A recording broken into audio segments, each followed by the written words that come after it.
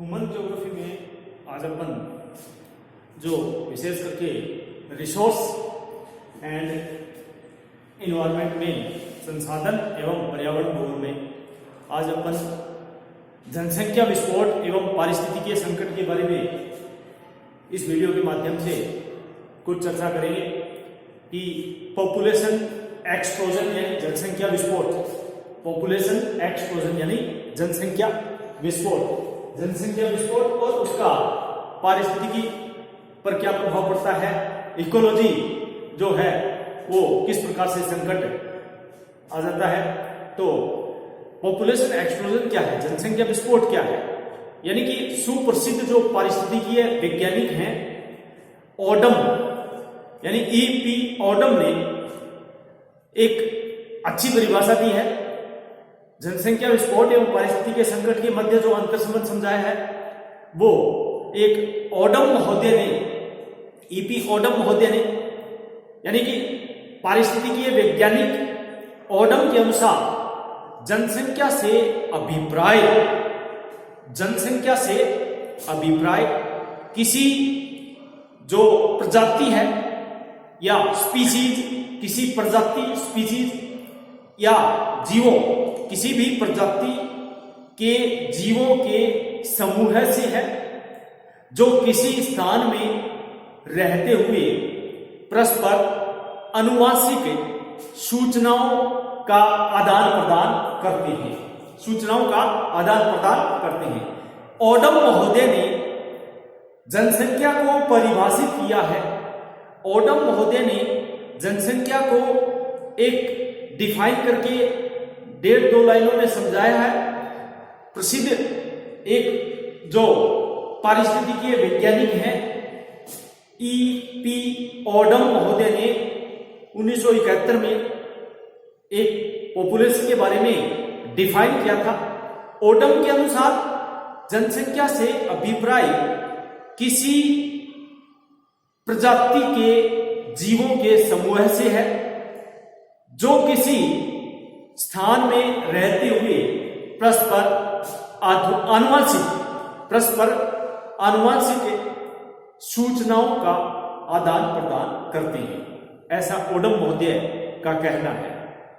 इस प्रकार प्रत्येक जीव पारितंत्र का अंग होता है, इकोसिस्टम का अंग होता है, प्रत्येक जीव पारितंत्र का अंग होता है तथा इसे प्रभावित भी करता है प्रत्येक जीव। और वर्तमान संदर्भ में यदि देखा जाए तो जनसंख्या से तात्पर्य वो मानव जनसंख्या से है। Human the number of person human जनसंख्या यानी मानव जनसंख्या ह्यूमन पॉपुलेशन से है।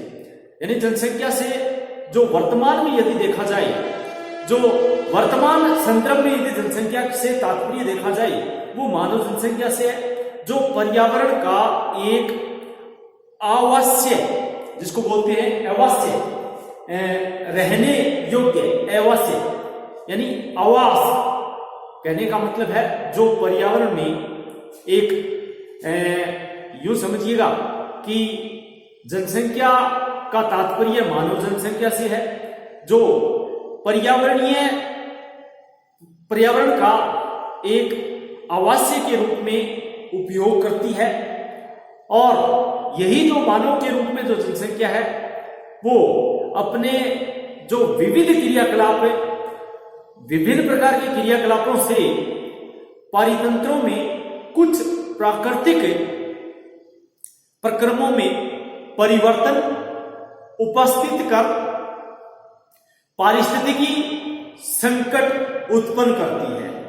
कहने का मतलब अर्थात दूसरे शब्दों में कि जो वर्तमान परिप्रेक्ष्य में, वर्तमान संदर्भ में जो जनसंख्या है उसका सीधा सीधा अर्थ मानव जनसंख्या से है और ये पर्यावरण का एक आवास्य के रूप में उपयोग करती है मानव जनसंख्या और अपने विविध क्रियाकलापों से पारितंत्रों में कुछ प्राकृतिक प्रक्रमों में परिवर्तन उपस्थित कर पारिस्थितिकी संकट उत्पन्न करती है। जनसंख्या तथा पर्यावरण को एक अंतरक्रिया जो है, इंटर रिलेशनशिप है, जनसंख्या तथा पर्यावरण की जो अंतरक्रिया है वो बहुत ही जटिल तथा गत्यात्मक होती है, बहुत ही जटिल तथा गत्यात्मक होती है। कहने का मतलब अर्थात इन अंतर संबंधों को पूर्णतः समझना कठिन है। यद्यपि इनमें कोई संदेह नहीं है कि मानव अपनी गतिविधियों से पर्यावरण को निरंतर बदलता रहा है, जिससे मृदा अपरदन, बाढ़, सूखा, जलवायु परिवर्तन, मरुस्थलीकरण, पर्यावरण अवनयन जैसी विकट समस्याएं उत्पन्न हो गई हैं। कहने का मतलब कि मानव अपनी गतिविधियों से पर्यावरण को निरंतर बदलता रहा है और उसके परिणाम स्वरूप मृदापर्दन, बाढ़, सूखा, जलवायु परिवर्तन, मरुस्थलीकरण, पर्यावरण अवनयन, डिग्रेशन बोलते हैं, पर्यावरण की गुणवत्ता में कमी आना, पर्यावरण ह्रास जैसे विकट समस्याएं उत्पन्न हो गई है। कहने का मतलब कि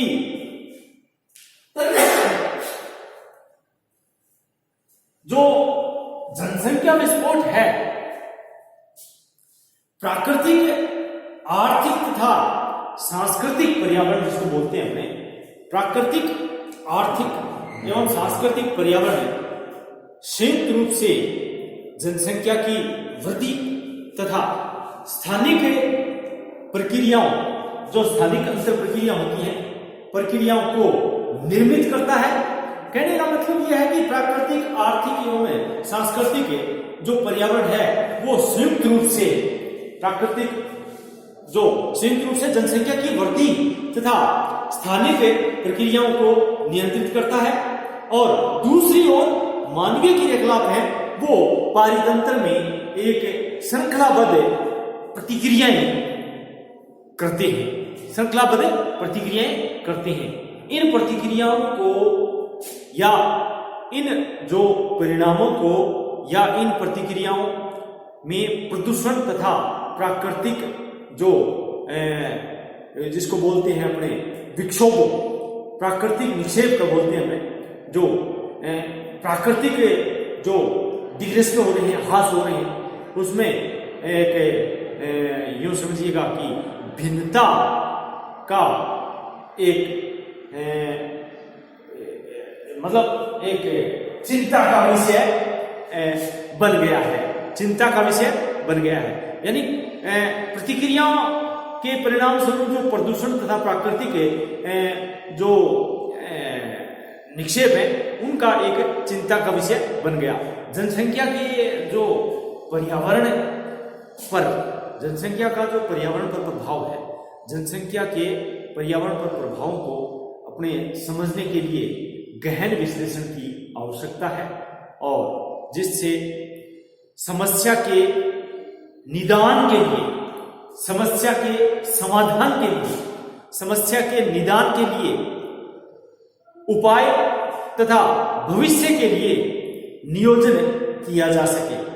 यानी जनसंख्या का अध्ययन करना अति आवश्यक है, जिसमें विशेष करके संपूर्ण विश्व की जनसंख्या में वृद्धि एवं जो वितरण है उसको देखा जाए तो जनसंख्या की वृद्धि एक सतत प्रक्रिया है, जनसंख्या की वृद्धि एक लगातार प्रक्रिया है, जनसंख्या की वृद्धि एक सतत प्रक्रिया है। और पिछले 10,000 वर्षों में जो विश्व की जनसंख्या 1,000 गुना से अधिक भी बढ़ोतरी हो गई है, 1,000 गुना बढ़ गई है। विगत 10 वर्षों में विश्व की जनसंख्या 1,000 गुना से अधिक बढ़ गई है। यानी कहने का मतलब है कि 8,000 ईसा पूर्व में विश्व की अनुमानित जो जनसंख्या थी उसमें लगभग 5 मिलियन की वृद्धि और 2000 ईस्वी तक 6 अरब हो गई। कहने का मतलब ये कि 8000 ईसा पूर्व जो जनसंख्या थी वो 5 मिलियन थी और 2000 ईस्वी में ये 6000 मिलियन हो गई। कहने का मतलब 1.8% वार्षिक वृद्धि दर के हिसाब से बढ़ोतरी हुई है। संयुक्त राष्ट्र संघ के अनुसार वर्तमान समय में जनसंख्या की जो वार्षिक वृद्धि दर है वो 2% आंकी गई है, 2% के हिसाब से हो रही है। यानी संयुक्त राष्ट्र संघ के अनुसार वर्तमान में जो संसार की जनसंख्या की वृद्धि दर है वो प्रतिवर्ष वार्षिक है, वो 2% है और प्रतिवर्ष हर साल 2 लाख से अधिक शिशु जन्म लेते हैं, जन्म होता है, 2 लाख से अधिक शिशु जन्म लेते हैं। और जनसंख्या नियंत्रण के विभिन्न कार्यक्रमों के बावजूद भी जनसंख्या में भारी वृद्धि हो रही है। विकसित देशों में अपनी जनसंख्या की वृद्धि से बहुत एक जो काफी हद तक कटौती कर ली गई है विकसित देशों में काफी हद तक, परंतु विकासशील देशों में जनसंख्या की वृद्धि दर बहुत ऊंची है। विकासशील देशों में अभी भी जनसंख्या की वृद्धि बहुत ऊंची है। कहने का मतलब ये है जैसे एशिया महाद्वीप है उसकी जनसंख्या यदि ले तो ये जनसंख्या जो जन्म दर और मृत्यु दर में जो वृद्धि दर का अंतर है वो 1.4% के हिसाब से है। और एक आंकड़ा लें तो कुल मिलाकर के इस आंकड़े से महाद्वीपीय स्तर पर जो पारिस्थितिकीय प्रभावों की वृद्धि से एक महत्वपूर्ण तथ्य है कि विश्व के जो अधिकांश जनसंख्या वो सीमित क्षेत्रों में ही केंद्रित है। फॉर एग्जाम्पल जैसे एशिया है, यूरोप है, अफ्रीका है, उत्तरी अमेरिका है, लैटिन अमेरिका है, जिसको अपने बोलते हैं दक्षिण अमेरिका, और ओसेनिया है। यानी कि एशिया, यूरोप, अफ्रीका, उत्तरी अमेरिका, दक्षिण अमेरिका और ओसेनिया, इन महाद्वीपों में सारे संसार की जो लगभग है वो अधिकांश जनसंख्या है वो केंद्रित है। इस प्रकार से कुल मिलाकर के जो जनसंख्या का केंद्रीकरण जो पाया जाता है, जनसंख्या का एक मोटा मोटा जो केंद्रीकरण पाया जाता है वो एक जगह ही केंद्रित होकर के, और जिसमें विकसित जो राष्ट्र हैं वो विश्व में जनसंख्या की वृद्धि दर पर बहुत ही कम, जैसे यूरोप एक ह्रासमान प्रदर्शित करता है, उत्तरी अमेरिका में 0.5 मात्र है, तो दक्षिण अमेरिका ही दिन लैटिन अमेरिका जिसको बोलते हैं एशिया से काफी मुकाबले में इसकी दर, एशिया की काफी वृद्धि दर ऊंची है। जनसंख्या की वृद्धि यदि ऊंची दर देखी जाए तो एक समस्याजनक स्थिति है, समस्याजनक होती जा रही है, गंभीर समस्या। और जब किसी देश में जनसंख्या अधिक हो तथा प्राकृतिक संसाधन सीमित हो तो ऐसे में जैसे प्रसिद्ध अर्थशास्त्री माल्थस ने एक विचार भी प्रस्तुत किया था कि जनसंख्या की जो निरंतर वृद्धि है वो गंभीर पारिस्थितिकी है जिसके परिणाम होते हैं।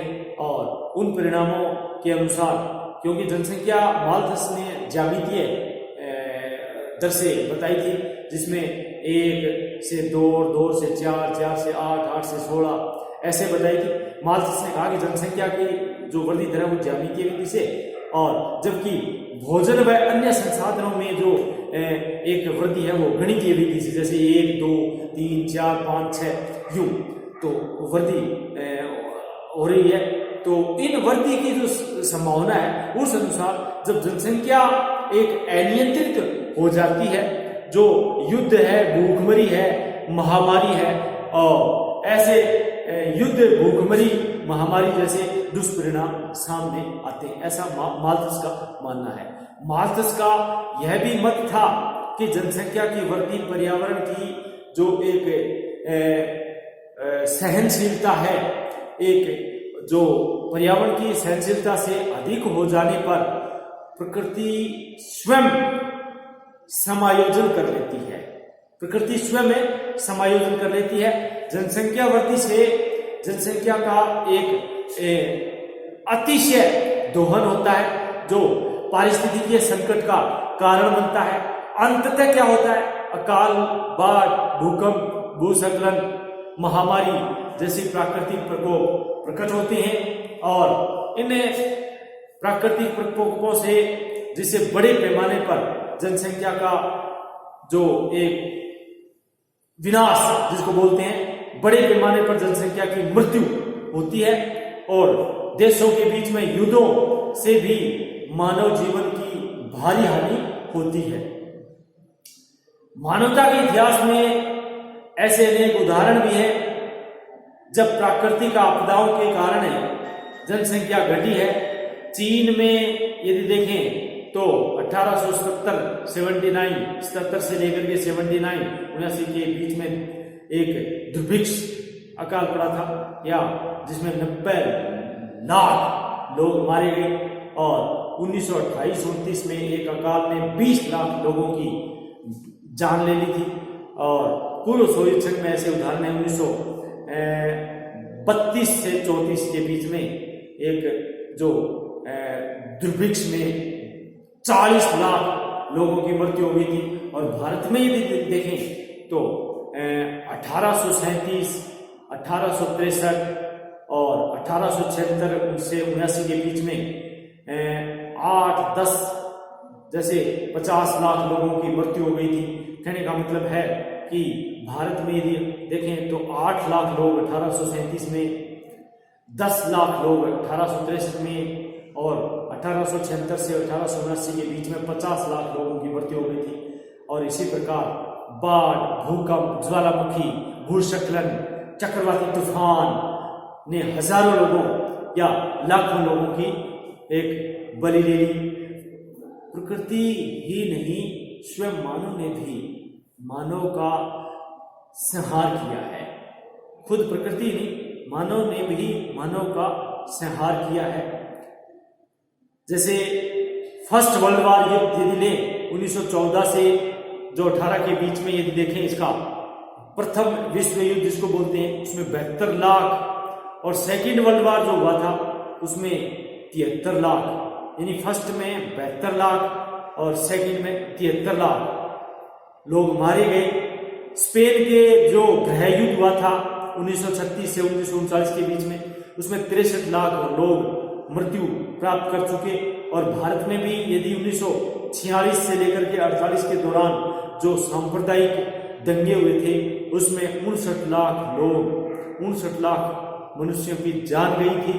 तो ये एग्जाम्पल है अपने सामने। और अमेरिका में ये गृह युद्ध हुआ था 1861 से 1965 के बीच में, तो उसमें 58 लाख लोग और रूसी क्रांति में 57 लाख लोगों की जानें गई थी। इन सबसे जैसे 1861 से 1865 के बीच में अमेरिका में गृह युद्ध हुआ था उसमें 58 लाख और रूसी क्रांति में 57 लाख लोग मारे गए थे। तो ये वियतनाम युद्ध है, अरब इजराइल जो खाड़ी युद्ध है, ये क्या है, ये इसमें हजारों लोग मारे गए थे। और वर्तमान समय में जनसंख्या वृद्धि की जो परिदृश्य है वो एक भयावह है। जनसंख्या की जो द्विगुणित होने का जो समय है उसमें निरंतर एक बढ़ोतरी हो रही है। कहने का मतलब है कि विकसित देशों में जो जनसंख्या संक्रमण की चतुर्थ अवस्था में पहुंचकर स्थिरता स्टेबिलिटी प्राप्त कर ली गई है, स्थिर प्राय हो गई है, परंतु विकासशील देशों में बेहतर स्वास्थ्य तथा चिकित्सा सुविधाओं एवं महामारियों पर नियंत्रण आदि के कारण जो मृत्यु दर है उसमें बहुत ही कमी आई है, जबकि जन्म दर में उतनी कमी नहीं हुई है। तो जन्म दर तो बढ़ रही है और मृत्यु दर पर काबू पा लिया गया है। परिणाम क्या है? ऐसे देशों में जनसंख्या वृद्धि दर बहुत ऊंची है और वो देश जो अधिकांशतः जो पूर्वी अफ्रीकी देशों में प्राकृतिक वृद्धि जो वार्षिक वृद्धि दर है वो 3% या उससे भी अधिक है।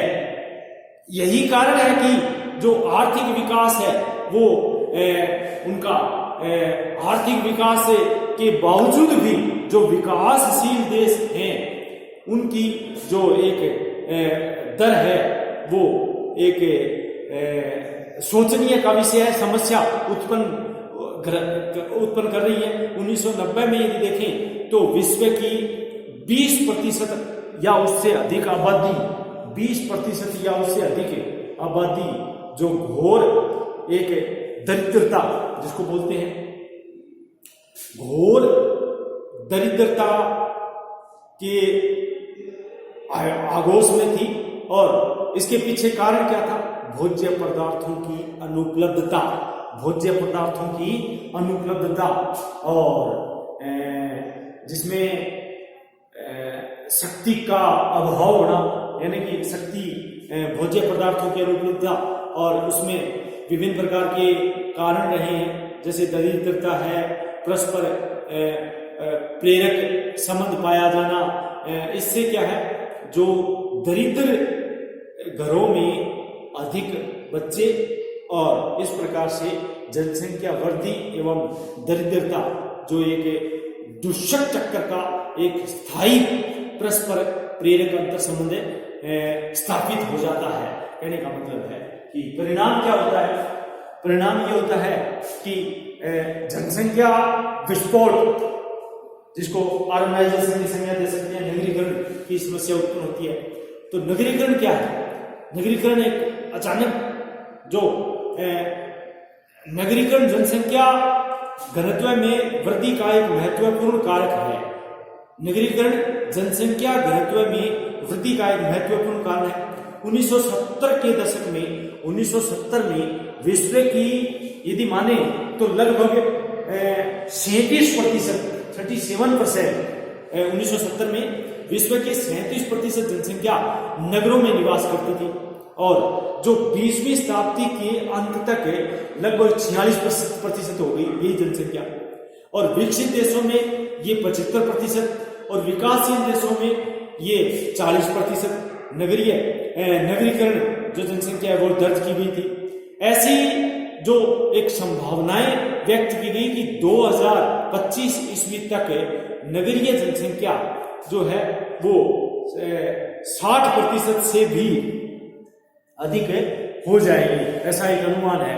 अधिकांशतः जो विकासशील देशों में अब भी अधिकांश जनसंख्या जो है वो ग्रामीण क्षेत्रों में निवास करती है। विकासशील देशों में, विकासशील देशों में अब भी अधिकांशतः जनसंख्या ग्रामीण क्षेत्रों में निवास करती है, परंतु यह स्थिति तेजी से एक बदल रही है। वर्तमान में जो तेजी से यह स्थिति बदल रही है, 1970 में जहां एक विकासशील देशों की लगभग 25% जनसंख्या एक जो नगरों में निवास करती थी, वो बढ़ते और 1900 यूं समझिएगा 87 में एक अनुमान से बढ़ करके 1/3 से भी ज्यादा अनुमान हो गया। और आने वाले 2025 ईस्वी तक इन देशों की आधे से अधिक जनसंख्या नगरीकरण हो जाएगी, नगरीय जनसंख्या हो जाएगी, ऐसा अनुमान है। और 2000 ईस्वी के अंत तक विश्व के जो 10 सबसे अधिक जो जनसंकुल नगरों के 8 नगर हैं, जिसमें मैक्सिको है, मैक्सिको सिटी बोलते हैं, मैक्सिको सिटी यूएसए में, मैक्सिको सिटी है, साओ पोलो है, कोलकाता है, मुंबई है, आपका ये शंघाई है, और सियोल है, रियो डी जेनेरो है, और दिल्ली है। ये सब क्या है? ये 8 जो बड़े बड़े नगर हैं, Mexico city, Sao Paulo, Kolkata, Mumbai, अपने सियोल, शंघाई और रियो डी जेनेरो, दिल्ली जैसे विकासशील देशों से ही संबंध है, जबकि केवल 2 नगर, कौन कौन से? टोक्यो एवं न्यूयॉर्क, केवल 2 नगर, टोक्यो एवं न्यूयॉर्क, विकसित देशों के थे, बाकी विकासशील देशों के। नगरीय क्षेत्रों में पर्यावरण पर बहुत दबाव रहता है। नगरीय क्षेत्रों में पर्यावरण पर बहुत दबाव रहता है। घनी आबादी के कारण अपशिष्ट पदार्थों तथा प्रदूषण का जो एक इतना अधिक संकेंद्रण होता है कि प्राकृतिक प्रक्रम पर्यावरण को प्रदूषण से मुक्त नहीं कर पाते हैं। इससे इसके अलावा भी इसके अतिरिक्त ग्रामीण लोग भोजन उत्पादन में सक्रिय होते हैं, तो नगरवासी केवल उपभोक्ता होते हैं, केवल उपभोक्ता होते हैं। यानी निर्धन देशों में जो नगरों के जो तीव्र विकास से अनेक कारण उत्पन्न हो रहे हैं, उसमें अनेक प्रदेशों में अधिकांशतः भूमि पर थोड़े से लोगों का नियंत्रण होता है और ये समर्थ जो एक भूस्वामी के रूप में छोटे भूमाफियों की जमीन जो है वो छोटे भूमाफियों को जमीन बेच देते हैं और बहुत अधिक किराया वसूल करते हैं, जिससे किसान अपनी आजीविका भी प्राप्त करने में असक्षम या आश्रित होता है। इसलिए ये जो सिस्टम है विकासशील देशों में, जो जनसंख्या के नगरों की ओर जो माइग्रेशन है, प्रव्रजन जिसको बोलते हैं, ये कारणों से सरकारों के आर्थिक संसाधनों पर बहुत अधिक जो एक विशेष करके दबाव पड़ता है और उनसे उनके पास में बढ़ती हुई जनसंख्या के लिए पर्याप्त मकान, शिक्षा, परिवहन, स्वास्थ्य, सफाई आदि सेवाएं उपलब्ध करने के लिए संसाधन मौजूद नहीं होते और थोड़े से समय में अधिकांशतः पूंजी प्राप्त करने के लिए उन्हें ऐसे कार्य करना पड़ता है जिससे कि देश का प्राकृतिक संसाधन आधार जो है वो विनष्ट हो जाता है। और यही नहीं, जिसमें एक भीड़ग्रस्तता, एक अपराध, एक प्रदूषण, बीमारियां आदि से जो आर्थिक वंचितता तथा निराशा नगरवासियों का सामान्य एक अनुभव होता है। इससे क्या होता है? जनसंख्या विस्फोट। जनसंख्या विस्फोट, जनसंख्या विस्फोट की जो संकल्पना है वो एक जनहितरेख है, इससे जुड़ी हुई है, यानी कि एक ओवर पॉपुलेशन से जुड़ी हुई है, एक जन अतिरिक्त से जुड़ी हुई है, ओवर पॉपुलेशन से जुड़ी हुई है जनसंख्या विस्फोट की संकल्पना। यानी जो जन तिरेक जिसको बोलते हैं, ओवर पॉपुलेशन, जनतिरेक की स्थिति जब होती है जब किसी देश में इतनी अधिक जनसंख्या की वृद्धि हो जाती है कि देश के संसाधन जनसंख्या के भरण पोषण के लिए अपर्याप्त हो जाते हैं, अपर्याप्त हो जाते हैं।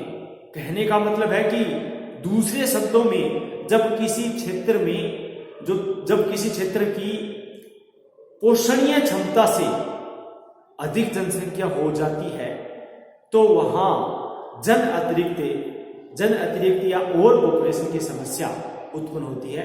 औद्योगिक देशों में जनसंख्या का घनत्व अधिक होने से भी जन अतिरिक्त की समस्या एक विकट नहीं हुई है, क्योंकि इन देशों में अपनी संपन्नता के कारण जो आवश्यक सामग्रियों का आयात करने के सक्षम है।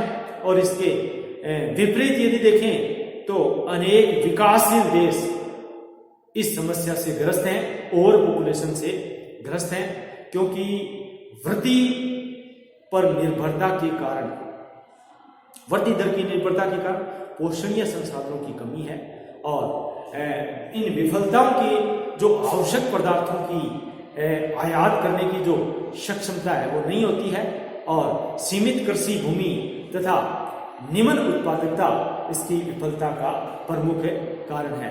जनसंख्या की जो अतिरिक्त की जो अतिक्रमण की जो वृद्धि है जिसको बोलते हैं अपने जनसंख्या का विस्फोट, उनके साथ जो है वो अनेक समस्याएं पैदा होती हैं, जैसे आर्थिक विकास में कमी, खाद्यान्न आपूर्ति में कमी, जीवन स्तर में गिरावट, रोजगार में कमी, पर्यावरण प्रदूषण, पारिस्थितिकी असंतुलन, सामाजिक विघटन, सामाजिक प्रदूषण तथा असुरक्षित जीवन।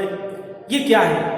ये सारी समस्याएं हैं और जो क्षेत्रीय तथा प्रादेशिक स्तर पर दृष्टिगोचर होती हैं और विश्व स्तर पर यदि देखें तो जनसंख्या विस्फोट का एक व्यापक दुष्परिणाम भोजन आपूर्ति की कमी के रूप में भी दृष्टिगोचर होता है। आज की वीडियो में इतना ही, कल आगे नए वीडियो में करेंगे। धन्यवाद। जय भारत, जय हिंद।